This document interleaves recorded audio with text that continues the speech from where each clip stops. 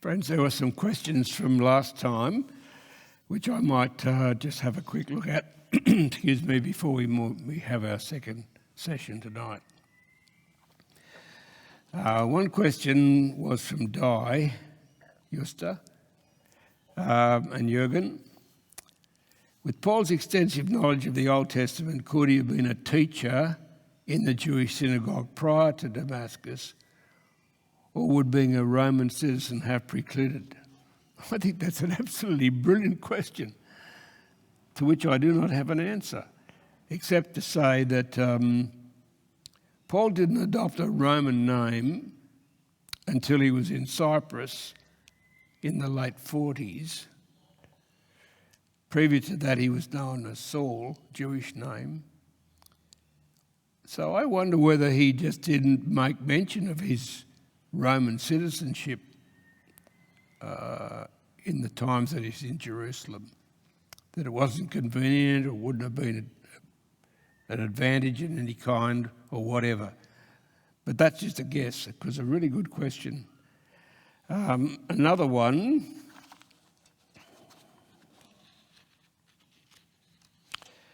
Was just a little note to say lots of interesting points, some new to me, e.g. Paul the strategist. But there wasn't a question, just an appreciation. Another question came from Ian Davidson. It's a lawyer's question, really. Does Paul's breakup with Barnabas about taking Mark with them suggest that Paul really wasn't so good at that stage in applying what the Jerusalem Council had entrusted Barnabas and Paul to advise the Gentile Christians about what was important? The relationship between Paul and Barnabas is curious. They broke off relationships over Barnabas's request that his cousin John Mark come with them, and Paul wasn't happy with that given Mark's failure in the previous time. But I suspect that Barnabas was perhaps a little more committed to the Jewish mission than to Paul, and so that was a reason for their separation. Ian further asks, does Paul's apparent reconciliation with Mark shed any light on Paul learning better about dealing with fellow believers? A good question, and quite likely, I think. I think there are probably signs that Paul mellowed along the way, and the fact that Mark came back into relationship with Paul is probably an indication of that.